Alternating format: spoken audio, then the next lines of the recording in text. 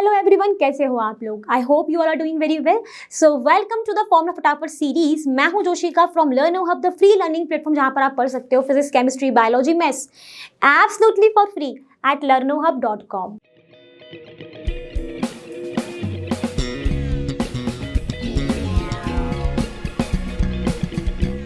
तो आज हम डिस्कस करने वाले हैं फॉर्मूला फटाफट फॉर क्लास 12 और चैप्टर का नेम है ऑल्टरनेटिंग करंट।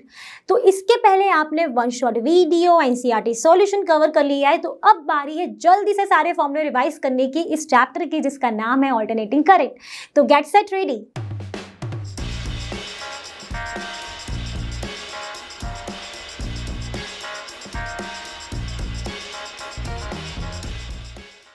तो अगर बात हो रही है चैप्टर जिसका नाम है ऑल्टरनेटिंग करंट, तो यहाँ पर सबसे पहले हम फॉर्मूला देखेंगे ऑल्टरनेटिंग करंट वोल्टेज का, मतलब एसी वोल्टेज का। तो वो फॉर्मूला होता है V is equal to V M sine omega T. Clear? कुछ इस तरीके से आप ग्राफ समझ सकते हैं, वेव फॉर्म, ये आपका ओमेगा टी और ये जो वैल्यू है ये आपकी हो गई Vm, where Vm is the amplitude of the oscillating potential difference and omega is angular frequency। वो भी बता दिया कि यहाँ पे Vm क्या है, ओमेगा क्या है। अब अगर यहाँ पर हमने एक वेव फॉर्म और बना दी, हमने इसका जो एम्पलीट्यूड है वो हमने रख लिया है Im, तो यहाँ से आपका फॉर्मूला आता है एसी करंट का, जो कि होता है I is equal to Im sine omega T. ठीक है, जहां पर जो Im है वो आपका है current amplitude which is equal to Vm upon R. जैसा कि हम जानते हैं V इक्वल टू IR, वैसे ही। ठीक है, अब बात कर लेते हैं, करंट हो गया, वोल्टेज हो गया, तो अब बात होती है पावर की। तो एसी पावर का फॉर्मूला होता है PAC is equal to half Im square R, where Im is the current amplitude. Clear? इसके बाद आता है formula for root mean square current, और आप कह सकते हो इफेक्टिव करंट, जिसको हम डिनोट करते हैं कैपिटल आई से, जिसका वैल्यू होता है एम्पलीट्यूड का करंट अपॉन रूट टू। ठीक है, that means I is equal to Im upon root two, और रूट टू की वैल्यू 1 अपॉन रूट टू की वैल्यू हम जानते हैं वो होती है 0.707। तो ये बन जाता है आपका 0.707 Im, where Im is the current amplitude. Clear? सारे फॉर्मूले रिवाइज हो गए। अब देखते हैं अपना आगे। अब जैसे ही हमने एसी पावर देख ली है, अब बारी है हमारी आरएमएस वोल्टेज की। आरएमएस करंट हम देख चुके हैं, तो अब बारी होती है आरएमएस वोल्टेज की, जिसको हम बोल देंगे इफेक्टिव वोल्टेज, जिसका फॉर्मूला होगा V is equal to Vm upon root two, और आप कह सकते हो 0.707 Vm, where Vm is the voltage magnitude. इसका फॉर्मूला आता है हमारा एवरेज पावर का, जो कि होता है V स्क्वायर अपॉन आर, और आप कह सकते हो IV। ठीक है, where V is the voltage, R is the resistance. फटाफट से एक एग्जांपल भी देख लेते हैं। यहाँ पे दिया गया है एग्जांपल, दैट इज एक लाइट बल्ब है जिसकी आपके पास पावर गिवन है 100 वॉट, एंड आपके पास वोल्टेज सप्लाई दी 220 की, आपको बोला रेजिस्टेंस निकालना है। कैसे निकालोगे? R is equal to V square upon P from here, V given है, P गिवन है, आराम से निकल आएगा। फिर बोला है कि पीक वोल्टेज निकालना है सोर्स का, तो पीक वोल्टेज कैसे निकलेगा? तो पीक वोल्टेज क्या होता है? करंट, वो वोल्टेज का एम्पलीट्यूड, मतलब आपको Vm निकालना है। Vm का फॉर्मूला कहाँ क्या हो जाएगा? Vm हो जाएगा आपका V रूट टू। V आपको गिवन है, रूट टू आपको पता है, आप इजीली कैलकुलेट कर लोगे। फिर बोला है आरएमएस करंट निकालना है, तो आरएमएस करंट का फॉर्मूला होता है Im अपॉन रूट टू। या फिर अब आप कहोगे मैम हमारे पास तो ये Im तो गिवन नहीं, अब हम कहाँ से निकालेंगे? तो उसके लिए आप कर सकते हो P equal to IV, where I is the RMS current or the effective current and P is given to you, V is given to you, then you definitely calculate I, which is the RMS current। Clear? सारी चीजें आप इस तरीके से निकाल सकते हो, सिर्फ फॉर्मूले पता होने चाहिए, और I क्या है, Im क्या है, इन सारी चीजों में कंफ्यूजन नहीं रहना चाहिए। तो अब बात करने जा रहे हैं AC voltage apply to an inductor. Here you can see an one inductor and the EMF which is a AC current. AC supply यहाँ पर दी जा रही है। ठीक है, अब यहाँ पर अगर से बोला जाए कि आपका करंट क्या होगा, तो current is equal to I M sine omega T minus pi by two for this, क्योंकि यहाँ पर जो करंट है वो पाई बाई टू बिहाइंड होता है वोल्टेज के, एंड यहाँ पर जो ये आई एम है वो क्या है, V M upon omega L which is the amplitude of the current. Omega L क्यों आ रहा है, वहां पर क्या था वी एम अपॉन आर, यहाँ पर हमारा ये आ जाएगा XL, where XL is what, inductive reactance, जिसकी वैल्यू होती है ओमेगा एल, ये आपको ध्यान रखना है।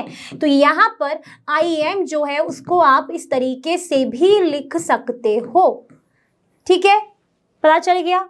अब यहाँ पर इसकी एसआई यूनिट क्या होती है, किसके एसआई यूनिट की बात कर रही हूँ मैं, इस इंडक्टिव रिएक्टेंस की बात कर रही हूँ, क्योंकि काफी लोग कंफ्यूज हो जाएंगे यहाँ पर, रेजिस्टेंस की तो ओम है, रिएक्टेंस की क्या है, तो रिएक्टेंस की भी डेफिनेटली ओम होती है, ठीक। अब करंट एम्पलीट्यूड चेंज हो गया, इसमें बता चुकी हूं मैं।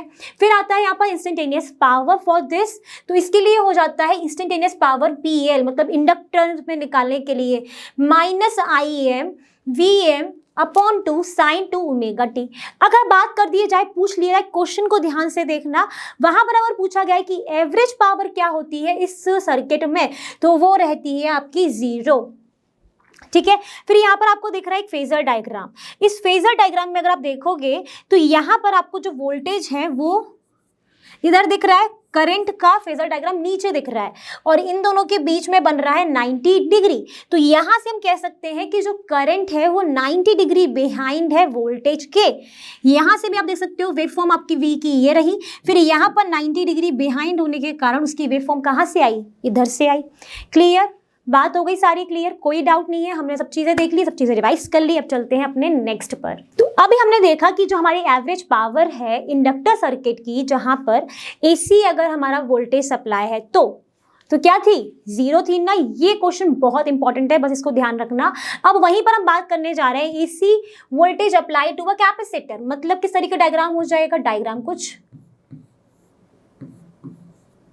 इस तरीके का हो जाएगा। अब आ गया है आपका कैपेसिटर, तो यहाँ पर क्या हो जाएगा आपका current is equal to I M sine omega T plus pi by two, वहां पर था माइनस, यहाँ पर है प्लस, मतलब यहाँ पर जो है अब वो करंट जो है पाई बाई टू आगे हो जाएगा वोल्टेज के।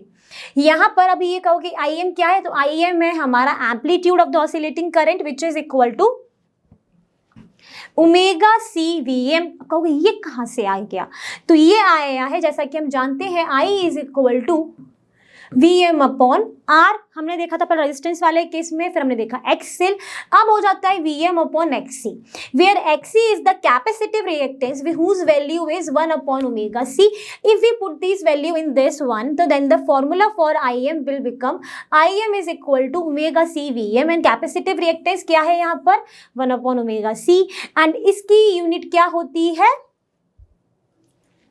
कैपेसिटिव रिएक्टेंस है तो इसकी भी यूनिट हो जाएगी ओम। अब अगर बात करें एम्पलीट्यूड की, तो वो मैंने आपको बता ही दिया है वी एम अपॉन एक्स सी। अब यहां पर भी बात करें इसकी इधर पावर की, एवरेज पावर की नहीं, अगर कैपेसिटिव पावर की बात करते हैं तो वहां पर था नेगेटिव साइन, यहां पर है इसमें positive sine, V M upon two sine two omega T. और फिर से अगर बात करें average power of the capacitance circuit, then it will again 0।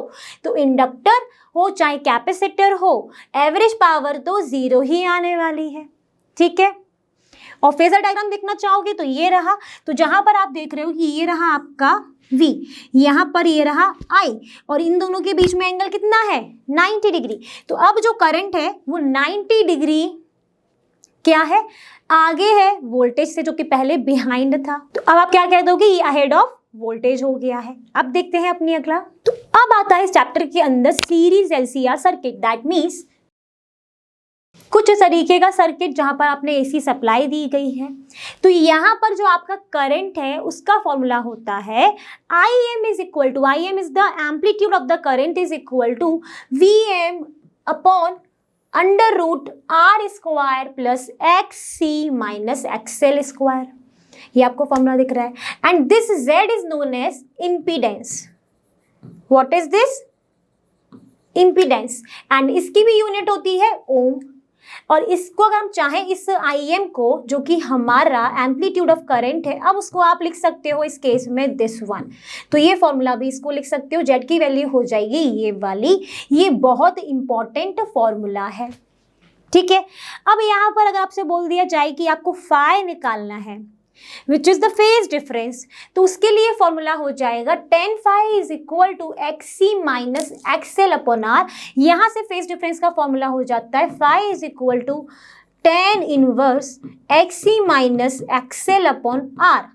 अब कहोगे कि ये XC क्या है, फिर से बता देती हूँ, कैपेसिटिव रिएक्टेंस, एक्सेल क्या है, इंडक्टिव रिएक्टेंस, आर क्या है, नॉर्मल रेजिस्टेंस।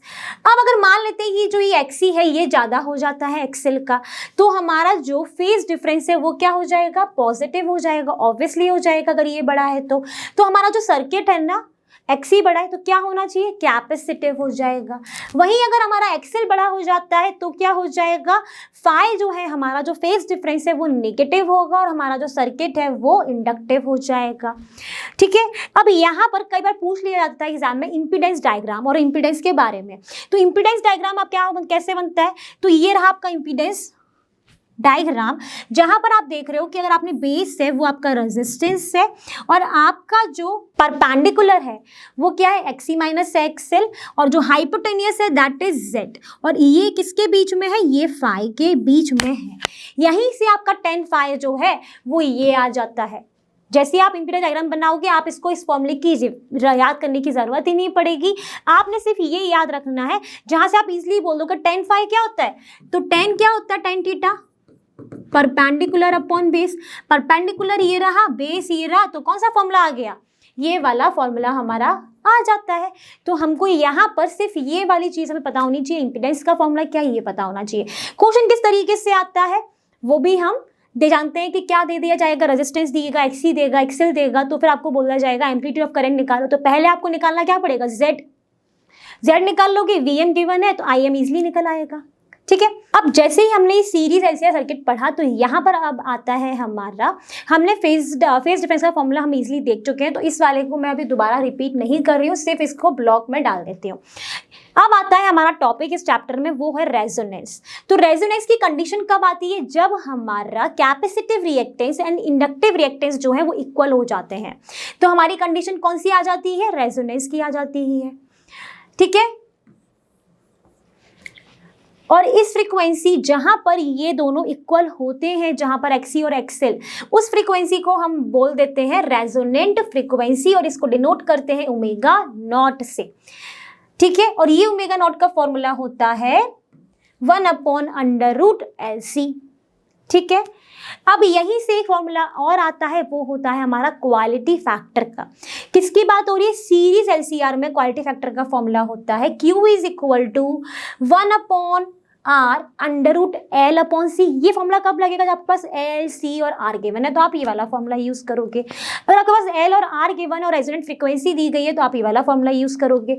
अगर आपके पास C गिवन है और R गिवन है तो कौन सा फॉर्मूला यूज करोगे, 1/ω0RC, और एक फॉर्मूला कितना हो गया, ω0L/R।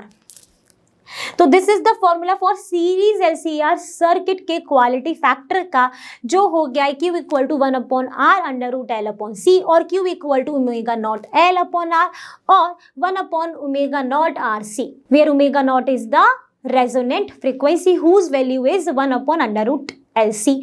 कई बार क्वेश्चन में सिर्फ L और C गिवन होंगे, आपसे पूछ लिया जाएगा calculate the resonant frequency, then you have to use this formula, okay. अब हमने जो भी पढ़ा उसके ऊपर हम एक एग्जाम्पल देख लेते हैं। इस एग्जाम्पल में है कि resistance of 200 ohm and capacitor of 15 microfarad, that means 15 into 10⁻⁻6 farad are connected in series, मतलब सीरीज में है आपका एक रेजिस्टेंस और एक कैपेसिटर जिसको हमने सप्लाई से कनेक्ट करा है, जो कि है 220 वोल्ट और 50 हर्ट्ज का AC सोर्स है। रेजिस्टेंस की वैल्यू है आपकी 200 और इसकी हो गई है 15 इंटू 10⁻⁻6 फराड। आपको यहाँ पे कैलकुलेट क्या करना है, करंट आपको निकालना है। क्या करेंगे, कौन सा फॉर्मूला यूज करेंगे, सबसे पहले तो हम यहाँ पर ये देखेंगे कि हम जानते हैं कि करंट का फॉर्मूला होता है V/Z। Z is the impedance जिसका फॉर्मूला होता है R is equal to Z is equal to R square plus XC minus XL का स्क्वायर। और यहाँ पर हम देख रहे हैं कि कुछ भी वैल्यू हमको नहीं दी है इंडक्टेंस की, तो ये तो है ही नहीं। तो अब फॉर्मूला क्या हो जाएगा, under root R square plus XC square. XC का फॉर्मूला क्या होता है, ओमेगा C। ओमेगा का फॉर्मूला क्या होता है, 2 पाई न्यू। अब यहाँ पे न्यू हमें गिवन है फ्रीक्वेंसी 2 पाई 50, ठीक है। इसको भी हम यहाँ पे पुट करेंगे तो 2 पाई इंटू 50 और कैपेसिटेंस है हमारा 15 इंटू 10⁻⁻6। तो आप यहाँ पर अब ये वाला जो है पूरा उठा के यहाँ रखोगे, इसका स्क्वायर होगा, रेजिस्टेंस की वैल्यू पुट करोगे, सॉल्व प्लस करोगे, स्क्वायर करने प्लस करोगे, फिर इसका वैल्यू कैलकुलेट करोगे, आपका आंसर निकल आएगा। और आपका क्या निकल आएगा, Z। जैसे आपको Z मिल जाएगा, आपको पता है कि करंट आपको निकालना है सर्किट का, आपके पास source voltage is given to you, तो ये आपका 220 और ये कुछ कैलकुलेट होकर आएगा आपका 291.5। तो यहाँ पर ये हो जाएगा 220 अपॉन 291.5। सॉल्व कर लोगे आपको वैल्यू मिल जाएगी और ये कुछ अप्रोक्सीमेटली आएगी आपकी 0.8 एम्पियर, ठीक है। आप सॉल्व कर लेंगे। बस हमें यहाँ पे क्या देखना था, हमें किस तरीके से जितने भी फॉर्मूलेज हम पढ़ रहे हैं उनका यूज किस तरीके से होना है, इस तरीके से आपके पास क्वेश्चंस आते हैं एग्जाम्स में। चलो हम देख लेते हैं formula for power factor. Power factor का जो फॉर्मूला होता है that is P equal to VI cos phi। सब जानते हैं इसके बारे में, where P is the power, V is the voltage, I is the current and what is phi? Phi is the angle between the V and I। and इसकी जगह पर आपका एक फॉर्मूला और होता है P equal to I square Z cos phi। अब यहाँ पर पावर फैक्टर क्या है, तो यहाँ पर जो ये cos phi है that is the power factor. Okay अगर आपको बोल दिया जाए that you have to calculate the power factor when voltage is given to you, I is given to you and power is given to you, तो then which formula you have to use? You have to use this one and the value of cos phi is known as power factor। okay now इसमें कुछ cases होते हैं, what kind of cases it is सबको पता है, यहाँ पे revision कर लेते हैं। अगर रेजिस्टिव सर्किट होता है तो वहां पर सिर्फ हमारा, क्योंकि रेजिस्टिव है तो सिर्फ रेजिस्टेंस ही अवेलेबल होगा एंड उस केस में जो हमारी फाई की वैल्यू है वो क्या हो जाएगी, 0 हो जाती है। और अगर फाई की वैल्यू 0 होती है तो कॉस फाई क्या हो जाएगा, कॉस 0, क्योंकि 1 होता है तो कॉस 0 कॉस फाई हो गया 1। और यहाँ पर आपको मिलता है maximum power dissipation. If the question arises like this, in which case maximum power dissipation is, and उसमें आपके पास ऑप्शन हो सकते हैं, तो आपको वहां पे क्या बताना है, कौन सा ऑप्शन लगाओगे, when the circuit is purely resistive। Okay और आपसे पूछ लिया जाए what is the value of phi at that time, that is 0। Okay तो अब अगर बात कर लेते हैं, रेजिस्टिव हो गया, तो अब सेकंड केस होता है जब प्योरली इंडक्टिव और कैपेसिटिव। तो या प्योरली इंडक्टिव होगा या कैपेसिटिव होगा। तो उस केस में क्या होगा कि अगर प्योरली इंडक्टिव है तो सिर्फ इंडक्टर होगा, कैपेसिटिव है तो ओनली कैपेसिटर वहां पर होगा। और यहाँ पर जो फेज डिफरेंस होगा between V and I, voltage and current, that is 90 degree. हमने देखा था ना, वहां पर भी हमने भी रिवाइज किया था कि 90 डिग्री लैग करता है और वहां पर 90 डिग्री लीड करता है। तो यहां पर जो फेज डिफरेंस है वो आपका 90 डिग्री रहेगा। जब ये 90 डिग्री हो जाएगा फाई की वैल्यू, देन कॉस फाई क्या हो जाएगा, 0 हो जाएगा। और इस सर्किट को फिर हम बोलते हैं वॉटलेस सर्किट। क्या बोलते हैं, wattless circuit. If the question arises like this कि mention the phase difference for wattless circuit, तो आपको वहां पता होना चाहिए कि वॉटलेस सर्किट वो सर्किट है जहां पर सिर्फ प्योरली इंडक्टिव होगा या कैपेसिटिव होगा एंड उस दौरान जो हमारा फेज डिफरेंस है फाई जो है दैट इज 90 डिग्री। फिर होता है केस थर्ड, जब होता है कि एलसी या सीरीज सर्किट। यहां पर जो फेज डिफरेंस है, क्योंकि हमने पहले फॉर्मूला रिवाइज किया था फेज डिफरेंस का, that is phi is equal to 10 inverse XC minus XL upon R। This is the formula. और यहाँ पर जो फाई है वो कभी भी 0 नहीं हो सकता, मतलब नॉन जीरो रहेगा इन केस ऑफ RL और RC और RCL सर्किट। तो कभी भी यहाँ पे जो फाई की वैल्यू है वो कभी भी 0 नहीं आएगी। तो हमने केसेस भी रिवाइज कर लिए, फॉर्मूला भी देख लिया, एंड पावर फैक्टर क्या है, कॉस फाई है वो भी देख लिया। ठीक है, तो अब देखते हैं अपना नेक्स्ट फॉर्मूला। अब जो आता है हमारी एनसीईआरटी में जो लास्ट टॉपिक है इस चैप्टर का, वो है हमारा एलसी ऑसिलेशंस। एलसी ऑसिलेशन में जो पहला फॉर्मूला है that is the total energy of the LC circuit and the formula for total energy which is denoted by U और U E which is equal to half QM square upon C। Q क्या है यहाँ पर? Charge है, C क्या है? Capacitance है। Okay, now the come to the next topic of this chapter, that is transformer. सब जानते हैं यहाँ पर प्राइमरी वाइंडिंग, सेकेंडरी वाइंडिंग सब कुछ पता है, सबने पढ़ा है वन शॉट वीडियो में और क्वेश्चन भी सॉल्व कर रखे हैं। तो यहाँ पर जो पहला फॉर्मूला आता है ट्रांसफॉर्मर में, दैट इज IP अपॉन IS is equal to VS upon VP is equal to NS upon NP। तो व्हाट इज P? तो this is the primary winding current, this is secondary winding current, this is secondary winding voltage and this is primary winding voltage, this is secondary number of turns, this is primary number of turns. Clear? तो यहां पर कैसे याद करोगे? PSS upon SPP। क्यों मैंने ऐसे लिख दिया? देखो यहां पर अब आ जाएगा IVN और यहां पर भी सेम IVN, तो PSS अपॉन SPP। ठीक है, इस तरीके से आप ये कंफ्यूज नहीं होना, क्योंकि IP अपॉन IS है, यहां पर दोनों सेकेंडरी वाइंडिंग ऊपर है, यहां पर प्राइमरी वाइंडिंग। अब यहां से आपके और भी फॉर्मूले निकल आते हैं, like this one, that VS is equal to NS upon NPVP। Okay, यहीं से आ जाएगा इन दोनों को इक्वेट करके, एंड यहां से ये वाला भी फॉर्मूला आ जाएगा, तो कोई दिक्कत नहीं है, सिर्फ आपको ये वाला याद रखना है। अब यहां पर क्या होता है कि कैसे मालूम पड़ता है कि स्टेप अप ट्रांसफॉर्मर है और ये स्टेप डाउन ट्रांसफॉर्मर है? जब भी हमारी जो सेकेंडरी वाइंडिंग है अगर वो ज्यादा है as compare to the primary windings, और आप कह सकते हो नंबर ऑफ टर्न्स जो है सेकेंडरी वाइंडिंग्स के, that is more than the number of turns in primary winding, and secondary winding voltage is greater than the primary winding voltage. तो ये नंबर ऑफ टर्न्स से हमारे हैं, अगर ये ज्यादा हो जाते हैं सेकेंडरी के और प्राइमरी से तो हमारा कहलाएगा स्टेप अप ट्रांसफॉर्मर। एंड यहां पर अगर प्राइमरी के ज्यादा हो जाते हैं तो क्या कहलाएगा हमारा? अगर ये NP ज्यादा है NS से तो ये हमारा हो जाएगा स्टेप डाउन ट्रांसफॉर्मर, और इसी केस में हमारा VP जो है वो भी ज्यादा होगा VS से, बट क्योंकि यहां पर ये वाला केस ऊपर है तो यहां पर जो सेकेंडरी वाइंडिंग है वो ज्यादा हो जाएगी। ओके, करंट के केस में। तो अब जो कंडीशन हो जाएगी हमारी step down transformer, if the question में अगर आपको मान लो कि सेकेंडरी वाइंडिंग का जो करंट है वो ज्यादा दिया है प्राइमरी वाइंडिंग से, और आपसे पूछ लिया जाए कि ये जो ट्रांसफॉर्मर है ये कौन सा ट्रांसफॉर्मर है, तो आप क्या बताओगे? वहां पर स्टेप डाउन ट्रांसफॉर्मर है। ठीक है, इस केस में क्या हो जाएगा? करंट हमारा यहाँ पर जो प्राइमरी वाइंडिंग का करंट है वो ज्यादा रहेगा सेकेंडरी वाइंडिंग से। ओके, तो हमने सारे फॉर्मूले चैप्टर के रिवाइज कर लिए हैं। अब जैसे ही हमने सारे फॉर्मूले रिवाइज कर लिए, आई होप आपने भी सारे फॉर्मूले फटाफट से रिवाइज कर लिए, क्योंकि आप इसके पहले आराम से वन शॉट वीडियो देख चुके हो, NCERT सॉल्यूशन कर चुके हो। तो अब जो हमारा रिवीजन वाला काम था वो भी हमने खत्म कर लिया है, और जैसा कि आप जानते हो लर्नो हब फ्री है पर बेस्ट, और यहाँ पर आपको मिलता है physics, chemistry, biology, maths absolutely for free at learnohub.com। Thank you.